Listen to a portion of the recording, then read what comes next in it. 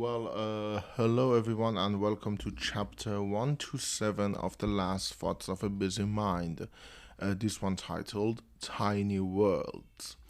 I don't know if the effect is immediately noticeable, considering the fact that I am not very good at setting things up when it comes to audio, which brings to the question my ability to do a podcast. But I have a new mic. I have a new microphone. I recently bought. I just connected it last night. I can hear the difference, but hopefully you can as well. Also, I am still sick. I will try not to cough directly into the mic, but this one seems a little bit less sensitive than my other one. So I will cough off mic. I can edit them out, but this is a show that is famously not edited. My drink for today is a lemon flavored sparkling water.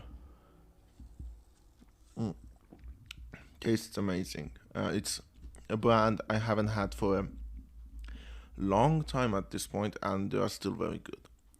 So, I told you that if last week was as uneventful as I thought it was going to be because I did editing, I would talk about the world I created when I was a kid. I'm a high school student, not really a kid, a teenager. It wasn't really uneventful, but it's mostly stuff that I've talked about before. I did a little bit of editing, but I had family over. I bought a bunch, and I mean a bunch of board games. Um, Even though we still had a lot of board games we hadn't played, I bought a ton more. I don't know why. And I did my proposal BS for my university, and that's a whole other can of worms I'm not going to open right now. And I decided to. I decided, I haven't still done it, but I finally decided to do something regarding another board game that I'm not gonna lie, low key extremely excited about. It's to do with Fury of Dracula. you know, my love of Dracula, so this can be interesting. Anyways, by the way, as I'm sitting right here, new microphone, it's a whole different shape. My usual one, for those of you who do audio, is a shotgun mic on top of my Zoom H5. It's a onboard mic. This is not an onboard mic. It's a separate mic. It's connected with a cable. It's on a different mic stand than my voice recorder, and so it feels a little bit more disconnected than that. That felt a little bit more cozy. But right now, with like the headphones on, sitting behind the desk because I can't hunch over like this like I can with my normal voice recorder, um, and having a drink here and the file open of the stuff that I wrote for my world that I made as a teenager. Just because I was a teenager didn't mean I wasn't riddled with OCD. I had a lot of OCD back then, and so everything is organized in this file. I can tell you, I see where true crime podcasters are coming from, with this setup, and just like any podcast. But I mean, 127 episodes, including 5 or 6 special episodes. That's a good time to start getting into like a better setup for your mic, isn't it? I mean, this is cool. I can definitely hear the difference as I'm recording. Hopefully, you can hear the difference as you are listening. It does mean I have to be more aware of where my head is turning. I should have done that with a shotgun mic as well, but that gives you more freedom. Sadly, I don't think this is as useful for videos. I think the shotgun mic is still probably my best option for making YouTube videos, but this is definitely better for recording audio. So, and there are like some projects me and my friends are working on that could use this system. Anyways, talking about my world, and from here on out, this is just me delving back into a world I created as a teenager, and I went at it the worst way a writer can go at it. I decided to create the world first and then figure out what stories I want to tell in it, which is good for like a D&D setup, but not very good when you're thinking of writing novels. The world should be fluid in the sense that it gives you freedom to explore different aspects of it. It's always good to have backstory and like little mentions and all of that, but it's not really as good for writing a compelling story. I know a lot of people make fun of Lord of the Rings for being having an extensive world, but the thing about Lord of the Rings' world is that you never come across stuff that you are not interacting with in some way. People make fun of the branch backstory, but it is an important backstory. And that way you get immersed into the world. I did it the wrong way around, which is I created a world, had a ton of backstory, but I didn't have any stories to tell in it that would make you immersed. This was supposed to be a series of novels. I think it works better for, as I said, either a D&D backdrop or a video game backdrop, like if I created this world for an MMO or something. That way it could have worked, but no, I wanted to make novels. And it's a mixture, in a sense that since I am Persian, there's a lot of Persian names. I'm looking at one right now, Darius the Dragon Killer. And there is a lot of Nordic names because at the time I was playing a lot of Skyrim. So it's at the hand of Jürgen Whitefire because Jürgen Windcaller was the quest you did for the Greybeards. And yeah, it's a mix and match of different stuff. Sorry, I'm not used to sitting behind the desk. Every time I touch the desk, I hear the vibrations on the mic. So that takes a lot of getting used to. Anyways, so yeah, I created, as many people probably did when they were a teenager, a map. Now the map, I think you can get the plagiarism here. The main country where I wanted to tell most of my stories is called Mordor. Yeah, I didn't even change it. Like some of them I changed a little bit. Rivendell became Ravendal. Um, Isengard was spelled differently. It was literally God of Eisen. Gondar instead of Gondor. And like, there is like Rohan and Angmar. I have no excuses for them. But believe it or not, this isn't the property I was trying to rip off when I was writing this. My first instinct was I wanted to write a video game story. After playing Armies of Exegol, I talked about it a little bit in the last episode, chapter 126, The Mess That Inside. You can go and listen to that. But I was playing Armies of Exegol, and Armies of Exegol's cutscenes are extremely, extremely poorly written. I have to tell you, the story isn't very good, but the way they're paced is very bad. People just teleport in. The information is given to you extremely clearly. There is no intrigue into it, and they all keep talking about this vague threat and a vague backstory, which for a teenager at that time made it extremely accessible to think like, oh, I can write something like that. And I did think I can write something like that. And I started writing that. And yeah, it had all of the fantasy tropes. It had a vaguely myopic, kind of hard to understand Senate. And yeah, overall, it had a vague threat called the Destroyer.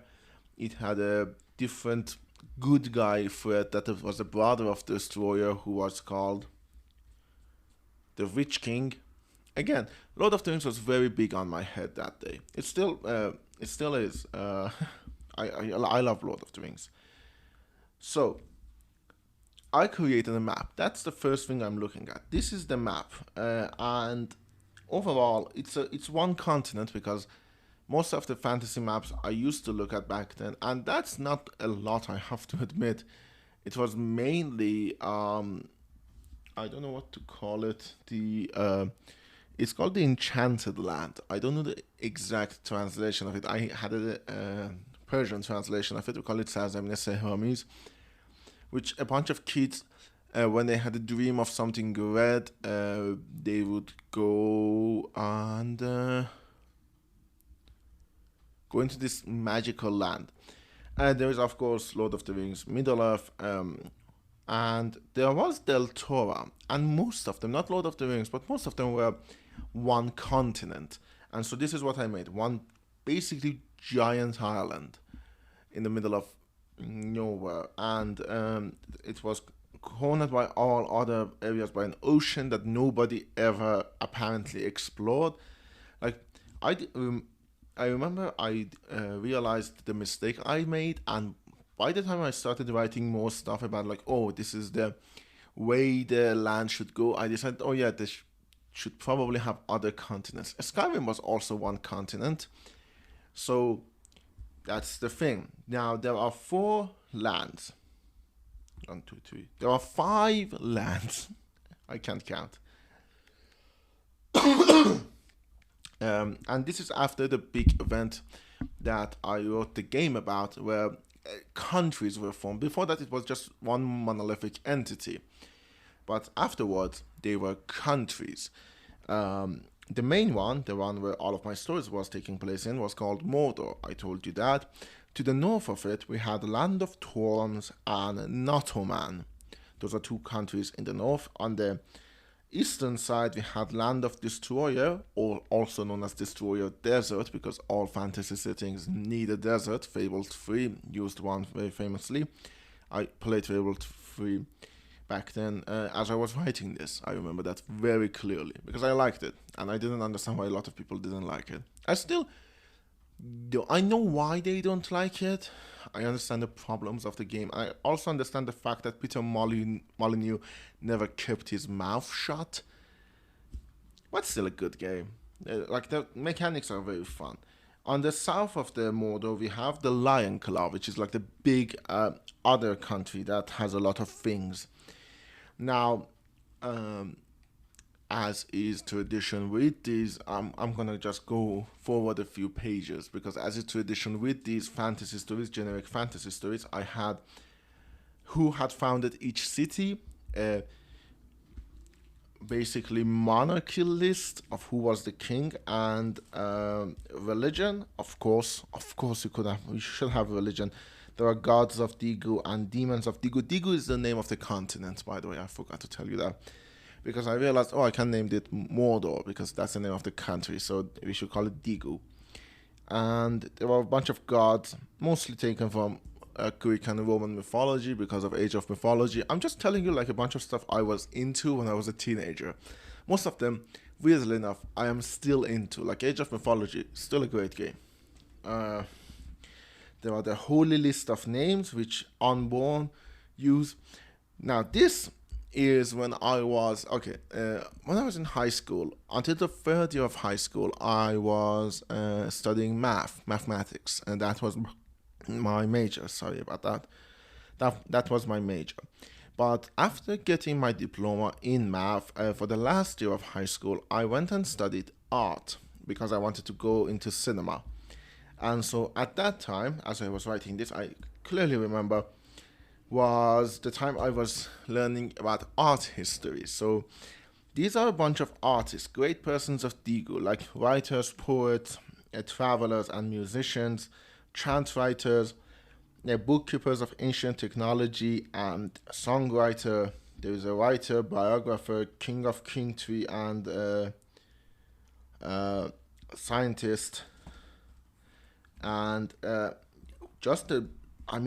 bunch of this is the story of how this land came to be, these mythical stories. There are a bunch of art styles. That's how deep I went. Art styles. Unrealistic art or symbolistic art. Heroism. Demonism. And I'm just gonna... this, for example, the demonism art style. The way you make a demonism art style isn't by like creating an ideal thought or even a form really. You don't use curves. That's how you make a demonistic art. And I was writing like, oh, these are a bunch of incredible works of art in that style, and it would have been cute if it wasn't very reminiscent of me not going out and like staying in home writing this shit. I was a nerd. I still am, but I was a bigger one back then. It's nothing to be ashamed of. I'm not really ashamed of it. It's a reminiscent of a lot of time I was lonely and I didn't want to be lonely. There is an element to it because beside gas, liquid, and solid, they have a sheer kind. It has two kind.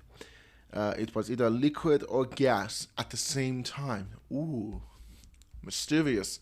Because all good fantasy settings need to have science elements in them. Sorry, I know this episode is basically me reminiscing, but I think I needed it. I just needed to remember the times I was more creative and I could do shit.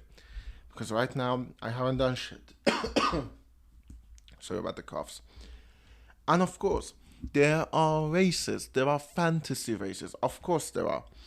And the thing I wanted to do was, okay, there are three types of humans. Normal humans, we encounter them every day. Just go outside of the house if you live in a city or a village or a town. Basically, if you're not in the middle of the nowhere in complete isolation, go outside of your house and throw a stone. More than likely, you hit one of these humans, normal humans. Then there were two sub-special races.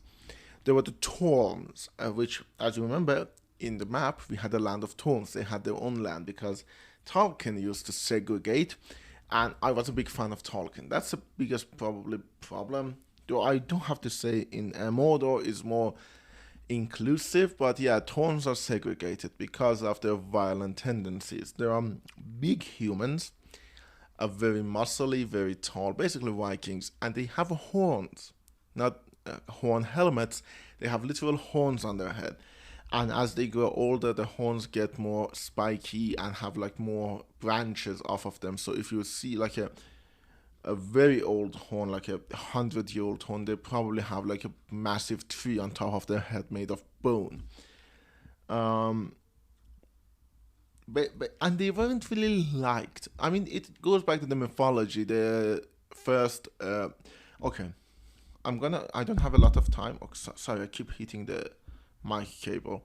I need to figure out my setup a little bit better. But okay, I'm not gonna tell you the whole thing, but just a little bit of it. Basically, humans were made when the daughter of the god of gods, basically the gods, married the son of one of the demons, and that's they had three kids, and each of them gave birth to a race of humans. One of them gave birth to the new normal one of them gave birth to the Torms, and the other one gave birth to the special kind of other humans, which are called unborns. These are humans that can die, don't get me wrong, can get sick and die, but their body doesn't decay or waste away as they get older. Basically, they can live forever with some little care.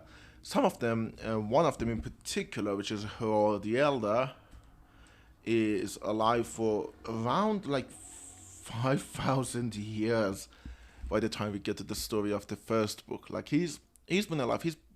He's actually the son of the first unborn, which, as you remember, so basically his grandfather is a demon, his grandmother is a god.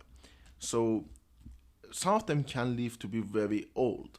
So yeah, these are the humans. We have dwarves, we have elves, we have goblins, we have ogres, we have nattos, which are basically yetis, and yeah, then we get to the first book, which has a list of characters. I don't have as much time. If you liked this, do tell me. There are ways of contacting me. You can send me a voice message by the link in the description. You can send me an email. If you listen to this on YouTube, you can comment there. If you listen to this on Castbox, you can comment there as well, because I have the app and I get a notification. If you like this, do tell me, and I may do a second episode on it. Um, just exploring more. But do tell me, and I will see you next week.